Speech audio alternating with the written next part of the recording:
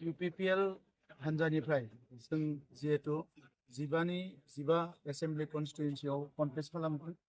जोङो गुबुन गुबुन जायगायाव बेबायदिनो फोसावनाय हाबाफारियाव बाहागो लादों आरो आं नुनो मोनदों बर' हारि हिसाबैथ' जोबोद मोजां।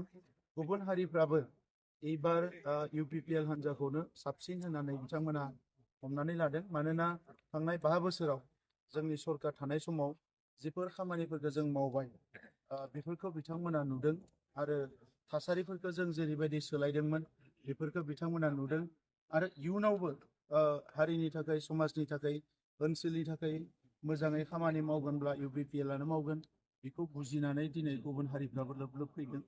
आं दिनै नुयो जे बे 15 मासि जि जों गेलेदों BTCनि सिङाव आरो बाहेरायावबो जोङो मोनथामाव गेलेदों।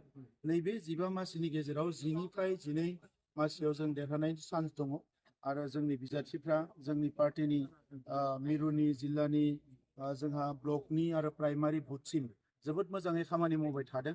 दा नंखायनो देरहानायनि चान्स दङ आरो तामुलपुर जिल्ला हिसाबै जोंहा 2 सिट दङ एसेम्बलि। तामुलपुरखौबो जों देरहागोन आरो गरेस्वरखौबो जों देरहागोन। गरेस्वरखौ मानो देरहागोन बिनि माखासे जाहोन दङ, तामुलपुरखौ मानो देरहागोन बिनिबो जाहोन दङ। नाथाय मोन्नैबो सिटखौ जों देरहानाया रोखा जाबाय। बेखौ आङो मैया दाख्लैनिफ्राय जिखिनि गिदिंनानै जिखिनि मोनबाय बेयाव रोखा जाबाय। आं नुवाखै दाबो जे बिथाङाथ' बेवहाय फोसावनो हानाय जेबो खामानियानो गैया।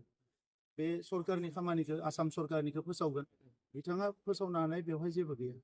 आरो आं थांनाय 5 बोसोराव बेवहाय MCLA देरहालांनायनि उनाव रायजो राजानि अननायाव BTCनि गाहाय मावफुं सोद्रोमा महरै खामानि मावनो मोननायनि उनाव आथिखालनि तामुलपुर जिल्लाखौ गोदानै जि मोनसे दाफुंनाय बिनि हाबाफारिखौ जोंनि समावनो जादों आरो बै समाव बिथाङाबो मोनसे समाव बिनि MLA मोन, खेबथाम बिथाङा रायजो सभानिबो MP जादों आरो लोगोसे थांनाय 5 बोसोराव बिथाङा आसाम बिधान सभानि स्पिकारमोन आरो बे गोलाव समाव बिथाङा जोबोद खाबु मोनदोंमोन जोंनि खामानिफोरखौ मावनो थाखाय। नाथाय बे ओनसोलनि थाखाय बिथाङा जेबो मावाखै, बेखौ रायजो राजाफ्रा मिथिगौ आरो नंखायनो जिहेतु आगोलनि एक्सपिरियेन्स दंखायो, दा बर'आनो जा गुबुन हारियानो जा बिथांमोना बिथांनो भट होनो नागिराखै, जबरदस्त खालामगासिनो दङ। बिथांमोना बायदिसिना खायदा बाहायदों। नाथाय आङो बुजियो जे तामुलपुरनि रायजो राजाफ्रा जिहेतु जौगानाय लुबैयो, खौसेथि लुबैयो, गोजोन लुबैयो, बिथांमोना UPPL नोनो भट होगोन, बेयो रोखा।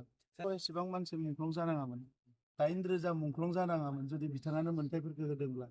दा NDP जानाङामोन, BLT जानाङामोन, एबसुआ सोमावसारनाङामोन, 8,000 मुंख्लं जानाङामोन। दा बेयो रावबो होआखै, रावबो बेक्तिगतनि नङा बियो। आंबो दंफायो सोमावसारनायाव, बिथाङाबो दङ, दानि आथिखालनि जि BTCनि चिफ हाग्रामा महिलारि बिथाङाबो दङ, UG ब्रह्मआबो दङ। गावबा गावनि लाइनाव बयबो खामानि मावदों। जोंहा रन्जन दैमारि बिथाङाबो मावदों, गबिन्द बसुमतारियाबो मावदों, बयबो मावदों। दा बेवहाय सोरबा सासेया आं बिखौ मावदों बिखौ मावदों बिखौ मावदों होनना बुंनो हानाय जेबो गैया। बर' हाय आफा रायजो राजाया मावदों, सान्दुं अखा खामजादों, रेल लाइनाव थांदों सान्दुं गोसायाव, अखा सिजानानै रेलि खालामदों, आन्दलन खालामदों, बिनि उनावसो मोनदों। दा नंखायनो बेबायदि साफा सानै मानसिफ्रा आं मावदो होनना लानायानो जोबोद माने साननो गोनां जायो। आरो बेबायदि सानोमोनब्ला दिनै नेशनेल पार्टियावथ' थांनोनो नाङामोन। बर'आ गोदो गोदायनिफ्रायनो BTCनि समनिफ्रायनो जोंनि हानजायावनो थाबोदों। नाथाय बिथाङा दायो हारिखौ नागारना थांदों, बिसोर दुखुनांथाव। बर' गावारि खन्थाइ BKWSCआव बिथाङा मा बिहोमा होदों आं मिथिया, किन्तु बिटिआर गोरोबथानि गेजेरजों बियो सोरजिजादों। बिनि सिगाङाव खनले खनले थगायबाय थादोंमोन, कंग्रेस सरकारानो जा BJP सरकारानो जा।